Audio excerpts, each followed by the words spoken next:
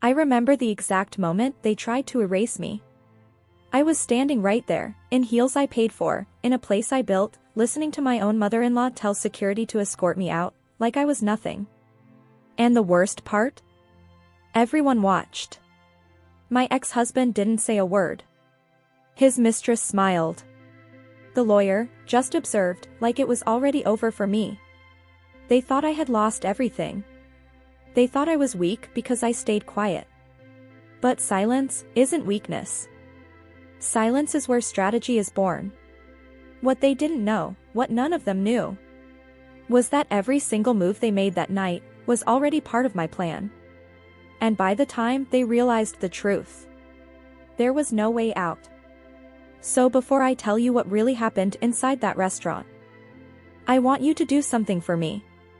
If you've ever been underestimated, if you've ever stayed quiet while someone crossed the line, go ahead and like this video. Not for me. For that version of you that shows patience over reaction. And tell me in the comments, what's one moment where you stayed silent, but you knew your time would come? Because this story? It's not just about revenge. It's about timing. And trust me, when the moment came, I didn't raise my voice. I closed the doors. Before everything unraveled, my life looked ordinary. That's exactly how I designed it. My name is Elena Voss, and if you had met me back then, you would have assumed I was just another polished woman living comfortably off her husband's success. Quiet. Elegant. Present, but never the center of attention. That illusion protected me. What no one around me ever understood was that I didn't just belong in luxury spaces. I built them. Every hotel, every investment, every restaurant that people whispered about in admiration, I owned them through layers of companies so discreet, even my own husband never bothered to look closely. Including the restaurant where everything would eventually collapse. I valued control. Not loud power. Not attention. Control. The kind that lets you sit at a table, listen to people underestimate you, and take notes. At home, I played my role perfectly. Supportive wife. Calm presence. Someone who didn't argue, didn't challenge, didn't disrupt. Brad loved that version of me.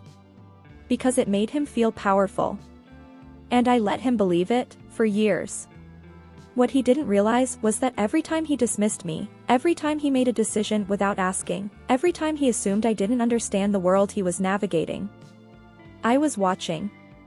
Learning. Calculating. Because the truth is, I didn't marry Brad for security.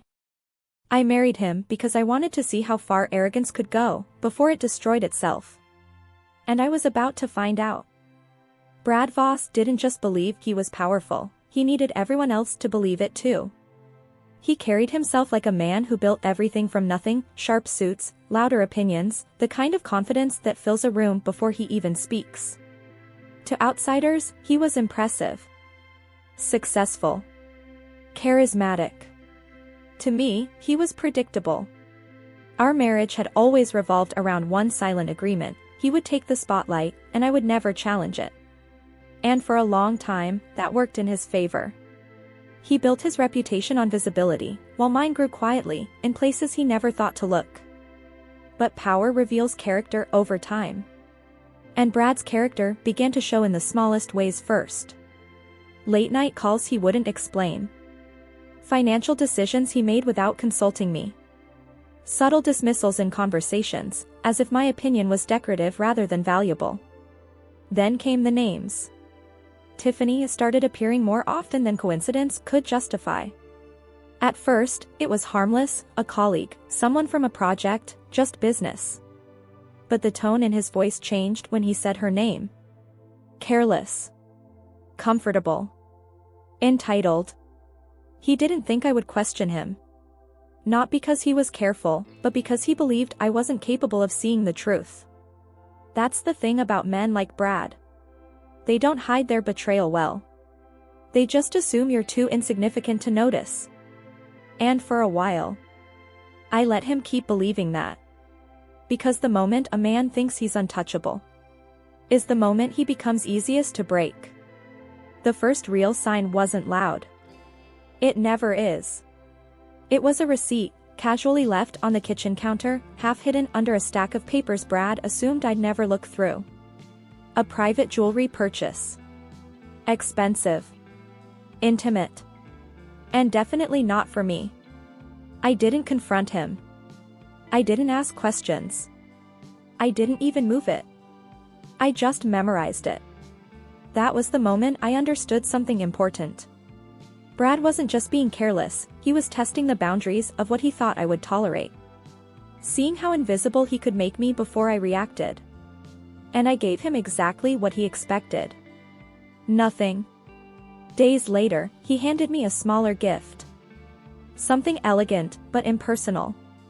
The kind of thing you buy out of obligation, not affection. He watched my reaction carefully, not with love, but with calculation. He wanted to confirm it. That I wouldn't notice the difference. That I wouldn't compare. That I wouldn't question. I smiled. Thanked him. Played my role perfectly. But inside, something shifted. Not heartbreak. Clarity. Because betrayal isn't just about the act itself. It's about the assumption behind it. He believed I was too passive to connect the dots. Too comfortable to challenge him. Too dependent to risk losing him. And in that moment, I realized something even more valuable. Brad wasn't hiding his actions. He was documenting them for me. Every receipt. Every lie. Every pattern. He thought he was getting away with it. What he didn't realize was that he had just started building the case against himself. It wasn't the receipts that broke me, it was the gala. Brad had invited me to a charity dinner, a glittering event where every local influencer and journalist would be present. I arrived in a gown that cost more than most cars, neutral, elegant, understated. I wanted nothing to prove. I was there to observe. But the moment we entered, the game began.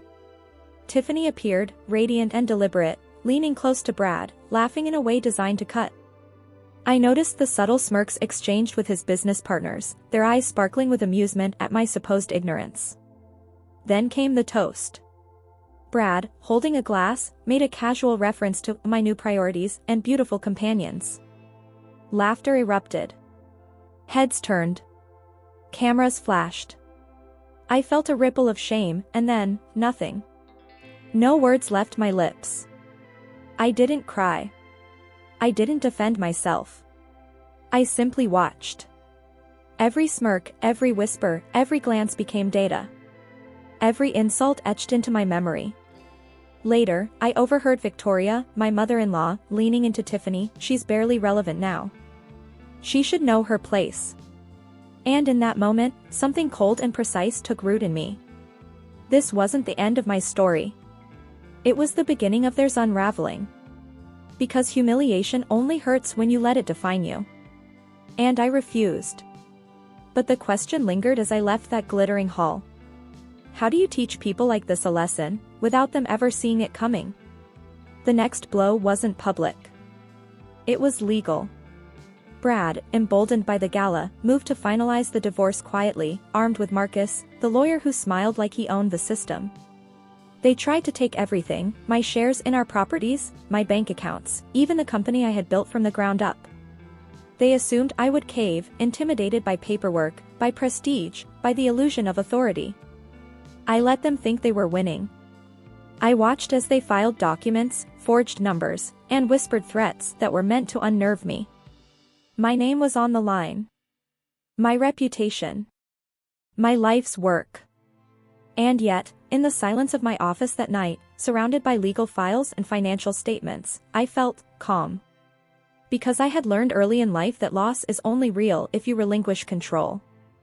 I hadn't. Not yet. Brad and Marcus believed they had stripped me of everything.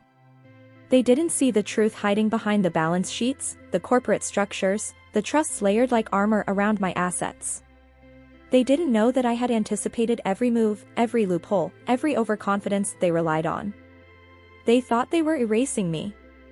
But what they didn't know was that loss is temporary when you understand the game, and I understood it better than anyone. And as I closed the door that night, the weight of their victory pressed against me. Not fear. Not despair. But anticipation. For the moment when I would return the favor. After the divorce filings, I withdrew. Not out of fear, but out of necessity. No one saw me for weeks. Friends assumed I was defeated. Brad celebrated quietly, thinking he had broken me. Tiffany paraded herself in public as if victory was already hers. Marcus grinned, convinced I would flinch at any challenge. But in that isolation, I wasn't alone. I had my mind, my notes, and my patience. Every conversation, every transaction, every betrayal replayed in meticulous detail. I cataloged them, not with rage, but with precision. I stopped responding to calls, ignored texts, even avoided public appearances. My silence became my armor. People forgot the woman behind the facade, and that was exactly how I wanted it. I allowed myself to feel the weight of humiliation, the sting of betrayal, the cold ache of loneliness, but only to understand it, not to surrender to it. Pain became data. Anger became strategy. Isolation became a lens through which I could see the truth clearly. Brad thought my silence meant submission. Tiffany assumed it was weakness. Marcus believed I lacked resources. But in truth, I was building. Quietly. Invisibly. Every whispered insult, every deceitful smile, every overconfident move by them, stored for the right moment. And as the world assumed I was broken, I whispered to myself in the dark. They have no idea the storm I'm becoming. The question wasn't if I would strike back. It was when. Sitting alone in my penthouse, overlooking the city lights, I finally made the choice. Not revenge born of anger. Not impulsive retaliation. But strategy. Cold, deliberate, patient strategy. I could have confronted Brad. Exposed Tiffany. Filed lawsuits immediately. Made a scene. Taken everything by force. But power doesn't scream. Power waits. Observes. Strikes only when every piece falls into place. I remembered every slight, every betrayal, every tiny dismissal. Each one became a mark on the board, a point in my mental map of weakness, greed, and arrogance. I chose silence. Patience. Precision. Every day, I monitored their habits, their moves, their vulnerabilities. Brad flaunted his wealth recklessly. Tiffany trusted people too easily. Marcus underestimated the consequences of crossing the wrong person. Victoria, my mother-in-law, believed her superiority was untouchable. And I let them. Because there's a certain satisfaction in knowing exactly how much rope to give someone before they hang themselves with it. That night, I made a promise to myself. I wouldn't be reactive. I wouldn't argue. I wouldn't plead. I would wait. I would plan. And when the moment came, they wouldn't just lose. They would be destroyed. The question hovering over me as I closed my journal. How long could they dance before the music stopped? Months passed, and the world seemed to side with them. Brad expanded his influence, flaunting luxury vacations, high-profile deals, and social appearances with Tiffany at his side. Marcus quietly tightened legal pressure, filing motions designed to intimidate. Victoria hosted dinners where I wasn't invited, subtly reminding everyone I was irrelevant. From the outside, it looked like they had won. Inside, I was calm. Every smile they wore, every confident gesture, every whispered insult became a map of their arrogance. I studied it like a psychologist reads a patient in patterns, triggers, blind spots. I watched how Brad reacts when confronted by authority, how Tiffany betrays insecurity with vanity, how Marcus overestimates his cleverness. Victoria, predictable and entitled, always underestimated women. It would have been easy to act. To confront. To expose. But that's not strategy. That's emotion. And emotion loses. I reminded myself, patience isn't weakness. Silence isn't surrender. Observation isn't apathy. They were dancing on a stage I built, completely unaware of the trap I was designing behind the curtains. Every win of theirs became a step closer to their fall. The real question, whispering in my mind late at night, was not if I would strike, but how perfect the moment would be. Because when they finally realized the truth, it would be too late. I became invisible, but I never stopped seeing. Every move they made was data. Brad's arrogance was predictable. He spent recklessly, boasted publicly, and assumed loyalty from everyone around him. Tiffany's greed was transparent. She flaunted stolen luxury as if the world owed her admiration. Marcus, the lawyer, operated in the shadows, thinking cleverness could outsmart ethics. Victoria, my mother-in-law, clung to status, blind to the foundations crumbling beneath her. I observed patterns. I noted vulnerabilities. I tracked finances, conversations, body language. Every indulgence they made, every deceit they plotted, became a thread I could pull. I didn't act. I didn't alert anyone. I let them expose themselves, their mistakes accumulating like tiny fissures in a building that would eventually collapse. It was psychological warfare at its purest. Not a shout, not a confrontation, just quiet, methodical attention to detail. Some nights, I would replay encounters in my head, the gala, the receipts, the whispered insults, and smile. They thought they controlled the narrative, but the narrative had already shifted. And in that quiet observation, I understood the essential truth. The moment they feel untouchable is the exact moment they become most vulnerable. The question lingering as I closed my ledger. Would I strike soon, or wait until perfection demanded it? The first move wasn't dramatic. It wasn't public. I called Henri, my restaurant manager, into the back office. Loyal, precise, discreet, he understood that some battles are won long before anyone notices. We need to prepare, I said simply, sliding a list of dates, names, and transactions across the table. Every detail mattered. Every slip, every overconfidence by Brad, Tiffany, Marcus, and Victoria was catalogued. Then I moved assets. Quietly, legally, invisibly. Money, property rights, company shares, all realigned. The structures they thought untouchable were now under my direct control, hidden beneath layers of companies they'd never trace. Henri nodded. He knew this wasn't about revenge for show. It was precision. Meanwhile, I sent Tiffany a gift via her assistant, a piece of jewelry she believed was hers, but in reality, traced. A breadcrumb. A signal that the game had begun. Brad and Marcus continued their plans, unaware that the ground beneath them had shifted. Every motion, every decision they made now played into the structure I had set. And I stayed calm. Quiet. Observant. Because the first move is never the strike.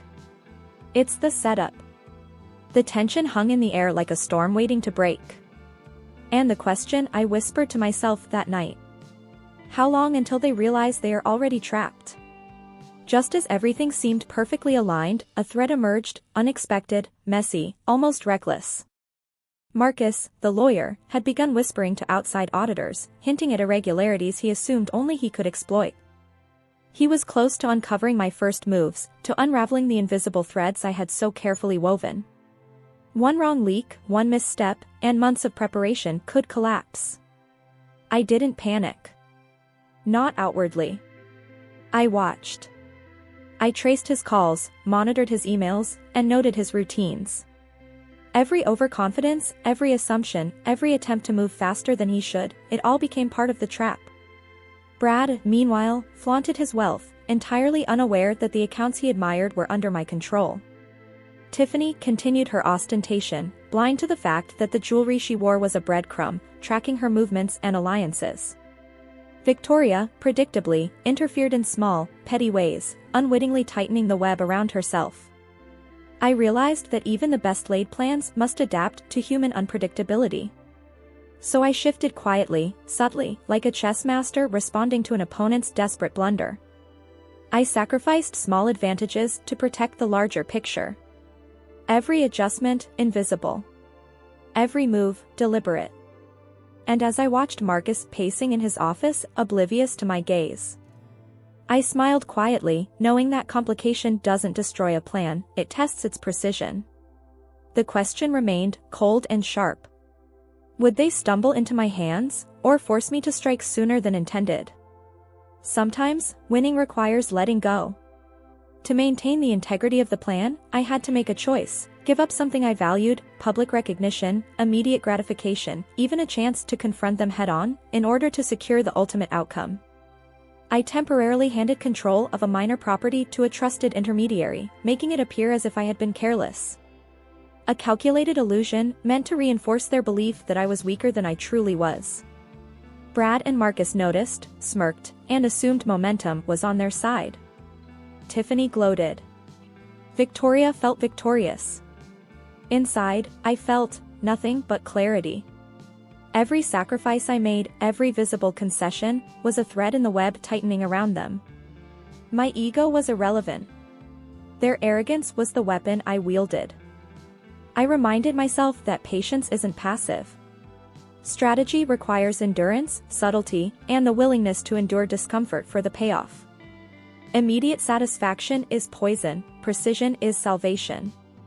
As I watched the world celebrate my apparent retreat, I felt a quiet thrill. They had no idea they were walking into a trap they had unknowingly built themselves. The tension was palpable. Every smile they gave, every assumption they made, every whispered celebration brought them closer to collapse. And as I closed my eyes that night, I whispered. Sometimes the hardest move is letting them believe they've already won. But when the moment comes, they won't see me coming. The night arrived.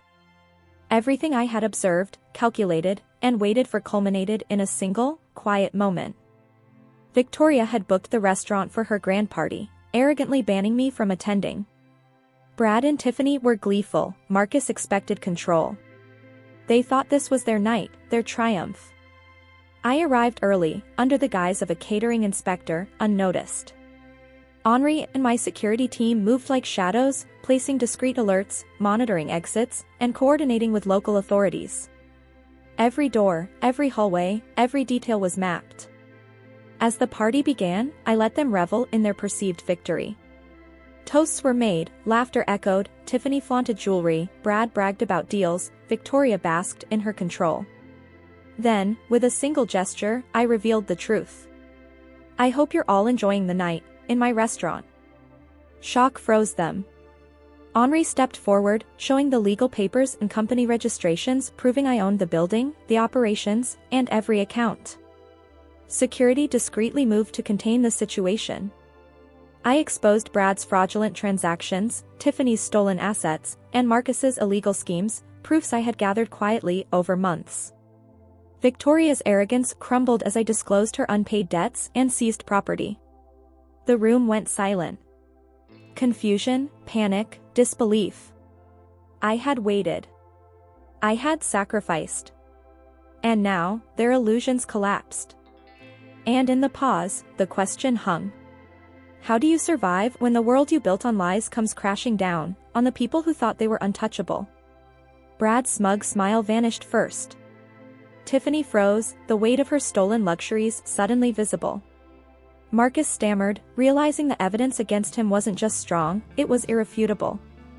Victoria's composure cracked like fine porcelain. I didn't raise my voice. I didn't beg for attention. I spoke calmly, almost softly, as if narrating a story only I had known from the start. You thought you were untouchable, I said, letting each word land like a measured strike. Every transaction, every deception, every betrayal, documented. Every misstep, anticipated. Every asset, traced. Security and the authorities quietly stepped in. Brad was arrested for financial fraud, Marcus faced disciplinary action and criminal charges. Tiffany, without access to funds or a bail network, was detained. Victoria's properties were frozen and repossessed for unpaid debts. The party, once a stage of their arrogance, became their undoing. Guests murmured, cameras flashed, and humiliation that had once been mine returned to its rightful owners, silently, decisively, complete. I watched them unravel, emotionless, a strategist witnessing the endgame of a puzzle I had designed. No celebration. No gloating. Only the quiet satisfaction that comes from perfect timing, patience, and control. And as I left the restaurant that night, I asked myself, and the empty streets seemed to echo it back. How much power can someone truly have when they underestimate the quiet ones? The dust settled. The empire of lies, greed, and arrogance that had haunted me for years lay in ruins. Brad, stripped of wealth and influence, was left to rebuild a life from community service and public shame. Marcus's career was destroyed, his license revoked, the threat of prison looming over him like a shadow he could not escape. Tiffany, once a symbol of luxury and entitlement, faced her crimes head-on, powerless, and humiliated in the eyes of the world. Victoria, so certain of her superiority, found herself displaced, bankrupt, and mocked online as her lavish life crumbled publicly. I did not cheer. I did not raise a glass. I had not sought revenge for the thrill of it. I walked through my restaurant, now fully mine, a space I had built from vision, strategy, and patience. Every table, every light, every corner reflected my work, my control, my intellect. But the ultimate victory wasn't in their destruction, it was in reclaiming my own power, my dignity, and my future. I purchased the failing company Tiffany had inherited, consolidating control and ensuring that no trace of their influence remained anywhere. I had waited. I had sacrificed. I had struck when the moment demanded perfection. And now, I was free. Stronger. Untouchable.